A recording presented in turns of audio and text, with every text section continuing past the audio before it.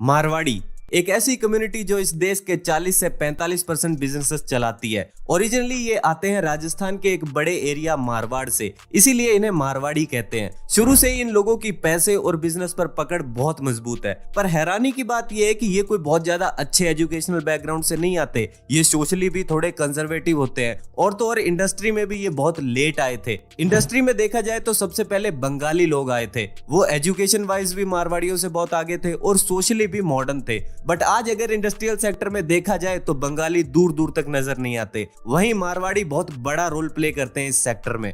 अब एक मारवाड़ी की पहचान क्या है, इसे समझते हैं। पहली चीज, ये लोग सिंपल कपड़े पहनते हैं, फैंसी कपड़ों से दूर ही रहते हैं। फिर सोना बहुत होता है इनके पास, गले में गोल्ड चेन्स होती है, हाथ में उंगलियों से ज्यादा अंगूठियां पहनते हैं और बड़ा ही मीठा बोलते हैं। आप जाओ कभी राजस्थान, देखोगे तो पता चलेगा हुकुम हुकुम करके बात करते हैं, सामने वाले को इज्जत देते हैं, ऐसा लगेगा जैसे आप कहीं के राजा हो। ये खासियत है मारवाड़ियों की। इसके अलावा ये लाइफस्टाइल पर ज्यादा खर्चा नहीं करते। ऐसा नहीं है महंगी घड़ी ले ली, बड़ी गाड़ी ले ली, नहीं, सिंपल रहते हैं। आप इनका रहन सहन देख के बता ही नहीं सकते कि अमीर है या गरीब। इसके अलावा ये लोग फालतू ट्रेवल भी नहीं करते। घर में बच्चे को बुखार है, डॉक्टर के पास ले जाना है, ले जाएंगे। फिर बच्चे को कहेंगे तू यहाँ डॉक्टर भाई जी के पास बैठ, तब तक मैं राशन ले आता हूँ। गए थे बच्चे का इलाज कराने, साथ में राशन भी ले आए। ये है मारवाड़ी दिमाग, जो टाइम और पैसा दोनों बचा लेता है।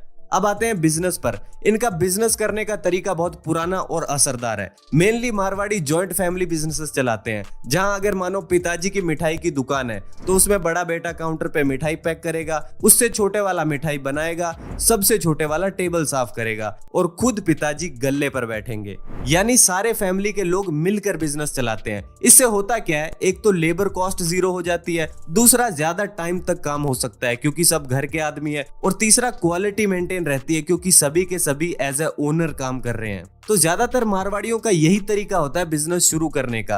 इसके अलावा इंडिया में जो भी बड़े बिजनेसेस हैं, like D mart, Haldiram's, Lenskart, Myntra, OYO, Zomato, Flipkart, सब के सब मारवाड़ियों के हैं।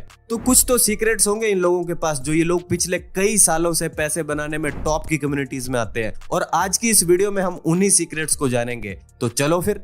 फर्स्ट है अपॉर्चुनिटी सीकर। 2005 में फोर्ब्स मैगजीन ने टॉप 3 रिचेस्ट लोगों को रैंक किया था। उस वक्त नंबर 1 पर थे माइक्रोसॉफ्ट के फाउंडर बिल गेट्स, नंबर 2 पर थे इन्वेस्टर वॉरेन बफेट और नंबर 3 पर थे स्टील इंडस्ट्री के रूलर लक्ष्मी मित्तल, जो एक मारवाड़ी बिजनेसमैन थे। जहां बिल गेट्स अपना पैसा कंप्यूटर टेक्नोलॉजी में लगा रहे थे, उसी टाइम लक्ष्मी जी अपना पैसा स्टील इंडस्ट्री में लगा रहे थे। उन्होंने जब स्टील में अपना कैपिटल इन्वेस्ट किया था तो उस वक्त इंडस्ट्री बहुत बुरा परफॉर्म कर रही थी, क्योंकि स्टील में रॉ मटेरियल की प्राइस भी मार्केट डिसाइड करती है और फिनिश्ड प्रोडक्ट की प्राइस भी आप तय नहीं कर सकते।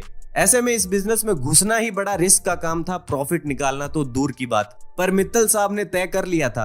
1976 में उन्होंने स्टील मिल सेटअप की और सारी प्रॉब्लम्स के बावजूद उन्होंने one of the largest and profitable steel business build किया। अब सवाल ये उठता है कि कैसे? जवाब है अपॉर्चुनिटी को देख के।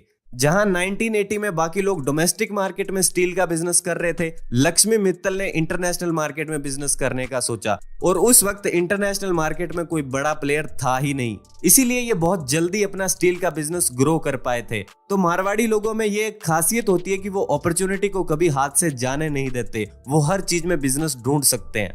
सेकंड है सेल्फ मैनेजमेंट। मारवाड़ी आदमी काम किसी से भी करवाए पर गल्ले पर खुद ही बैठेगा। जो भी हिसाब किताब होगा, एक एक रुपए का वो खुद करेगा। पैसे के मामले में ये किसी पर भरोसा करते ही नहीं है। मारवाड़ी गल्ले से इतना चिपकता है जितना एक बच्चा दूध की बोतल से। इस पर एक छोटा सा इंसिडेंट है, आपको सुना देता हूँ। एक बार एक मारवाड़ी अपनी दुकान में बैठा गल्ले के पीछे पैसे गिन रहा था। ऐसे में एक भिखारी बाहर रास्ते से गुजर रहा था। उसने देखा इस मारवाड़ी को और बोला, साहब कुछ रुपया पैसा मिल जाता तो अच्छा रहता, 2 दिन से कुछ खाया नहीं है। उसने कहा, जाओ यहाँ से, कोई पैसा नहीं है। भिखारी थोड़ा जिद्दी था, जैसे कि वो अक्सर होते हैं, तो उसने फिर कहा, साहब पैसे नहीं है तो कुछ खाने को ही दे दो। मारवाड़ी ने कहा, बोला ना कुछ नहीं है मेरे पास, चले जाओ यहाँ से। भिखारी ने कहा, अगर कुछ नहीं है तुम्हारे पास तो तुम अंदर क्या कर रहे हो? मेरे साथ हो लो, जो मिलेगा आधा आधा बांट लेंगे। कहने का मतलब दुनिया इधर से उधर हो जाए, वो गल्ले से नहीं हिलेगा। और हिसाब बहुत पक्का रखता है मारवाड़ी। कितना माल आया, कितना बिका, किसका कितना पैसा देना है, कहां से पैसा आना है, हर चीज लिख के रखता है। अगर कोई वर्कर बीड़ी सिगरेट के 10 रुपए भी लेता है तो उसे भी ये लिख के रखते हैं। इसके बाद टैक्स। ये बिना बात के टैक्स पे नहीं करते, इन्हें लीगली टैक्स बचाना आता है, यानी सरकार के लिए भी इनकी पॉकेट से पैसा निकालना मुश्किल काम है। थर्ड है इनकम स्ट्रीम्स। इन लोगों की मेन इनकम आती है बिजनेस यानी धंधों से। कुछ भी हो जाए पर इनकी खुद की दुकान जरूर होती है, मिठाई की, कपड़ों की, सोने चांदी की। इनका मानना है कि घर में रोकड़ा कितना भी हो पर बिजनेस रुकना नहीं चाहिए। दूसरा, इनकी रेंटल इनकम होती है, कहीं से प्रॉपर्टी का रेंट आता रहे तो बहुत अच्छा है। तीसरा, इंटरेस्ट इनकम, ब्याज नहीं छोड़ते ये लोग। मारवाड़ी पहला आदमी है जो रिश्तेदारी में ब्याज पे पैसा दे सकता है, उसके बावजूद रिश्ते भी बना के रखता है और ब्याज भी वसूल लेता है। वैसे उनसे पैसे मांग लो तो कहेंगे पीसा कठे है, पीसा कोनी, और कहो कि ब्याज दे देंगे तो कहेंगे कितना चाहिए भाई जी। अब भाइयों वाली बात है, हम मदद नहीं करेंगे तो कौन करेगा। और ब्याज की बात नहीं है, मुसीबत में आपनो आदमी ही तो काम आवे है। एक और बात, पैसे को कभी ये लोग खाली नहीं पड़ा रहने देते, लॉन्ग टर्म इन्वेस्टमेंट्स कर देते हैं। ज्यादा स्टॉक्स वगैरह अगर समझ नहीं भी आता तो भी प्रॉपर्टी और गोल्ड में तो इन्वेस्ट कर ही देते हैं। और जहां ये इतना पैसा कमाते हैं वहीं ये चैरिटी और डोनेशन भी बहुत करते हैं। गांव में कुछ बनवाना है, किसी को पैसे की जरूरत है, कोई चंदा इकट्ठा करना है, ये लोग अपने हिसाब से डोनेट करते रहते हैं। फोर्थ है लॉन्ग टर्म विजन। मारवाड़ी लोग कभी भी शॉर्ट टर्म नहीं सोचते। वो जब कोई बिजनेस करते हैं तो ये सोच के चलते हैं कि आने वाली कई जनरेशन तक धंधो चल तो रहना चाहिए। इसीलिए आप देखोगे मारवाड़ियों के यहाँ काम करने वाले बदलते हैं, काम नहीं बदलता। ये लोग जब बिजनेस स्टार्ट करते हैं तो शुरू में प्रॉफिट अगर ना हो तब भी उन्हें कोई फर्क नहीं पड़ता, क्योंकि इनका फोकस लॉन्ग टर्म स्टेबिलिटी पर होता है। ये लोग फ्यूचर को सिक्योर करने के लिए प्रेजेंट को दांव पर लगा देते हैं। इसीलिए शुरू में कुछ साल बिजनेस में जो प्रॉफिट होता है उसे भी ये वापस री इन्वेस्ट कर देते हैं ताकि बिजनेस एक्सपेंशन हो सके। ये इतना आगे का सोचते हैं कि इनके रिलेशनशिप्स भी लॉन्ग टर्म के हिसाब से होते हैं, फिर चाहे वो कस्टमर हो, सप्लायर हो या एम्प्लॉय। चाहे कुछ भी ऊपर नीचे हो जाए, इनके बिजनेस पार्टनर्स नहीं बदलते, क्योंकि ये लोग ट्रस्ट और रिलायबिलिटी पर बिजनेस चलाते हैं। इसके अलावा ये लोग अपने बच्चों को भी बिजनेस सिखाते हैं। फैमिली में पैसे की बात की जाती है ताकि बाद में बिजनेस बच्चों को हैंड ओवर किया जा सके। इसीलिए ये सारी इंपॉर्टेंट बिजनेस स्किल्स पहले फैमिली मेंबर्स को ही सिखाते हैं। एक और बात, ये लोग लॉन्ग टर्म में इसीलिए टिकते हैं क्योंकि इन्हें टाइम के साथ साथ बिजनेस में चेंजेस करने आते हैं। ये लोग फ्लेक्सिबल और एडेप्टिव होते हैं। ये अपनी कोर वैल्यूज को भूले बिना प्लान्स और स्ट्रेटजीज में चेंजेस कर देते हैं ताकि बिजनेस हर सिचुएशन में प्रॉफिटेबली चलता रहे। फिफ्थ है वैल्यू ऑफ ए प्रोडक्ट।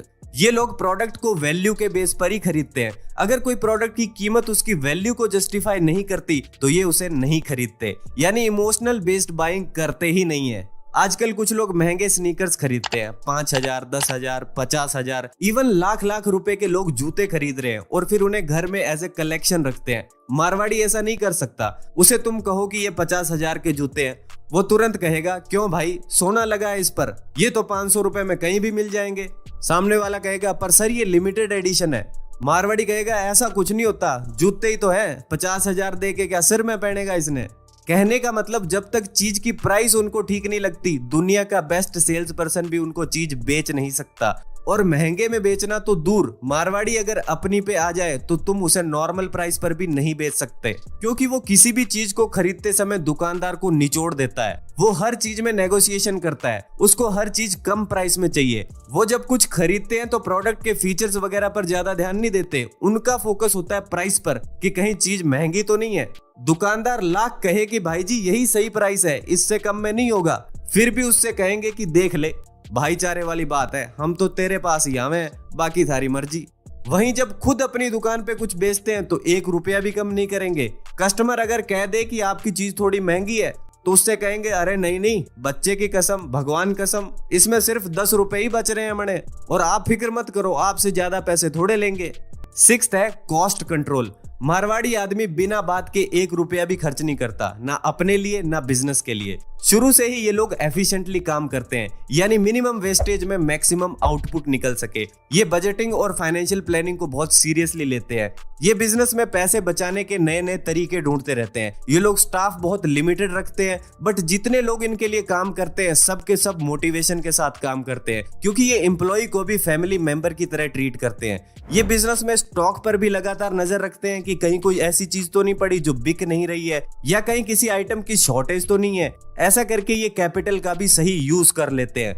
जहां ये इतना कॉस्ट कंट्रोल करते हैं, वहीं साथ ही ये भी इंश्योर करते हैं कि कहीं प्रोडक्ट और सर्विस की क्वालिटी में तो कॉम्प्रोमाइज नहीं हो रहा, और इसीलिए ये लोग मार्केट में लंबा टिकते हैं। तो दोस्तों आज की इस वीडियो में बस इतना ही। वीडियो पसंद आई हो तो लाइक कर दीजिए, शेयर कर दीजिए अपने दोस्तों के साथ। मैं मिलता हूं आपसे नेक्स्ट वीडियो में। धन्यवाद फॉर वॉचिंग।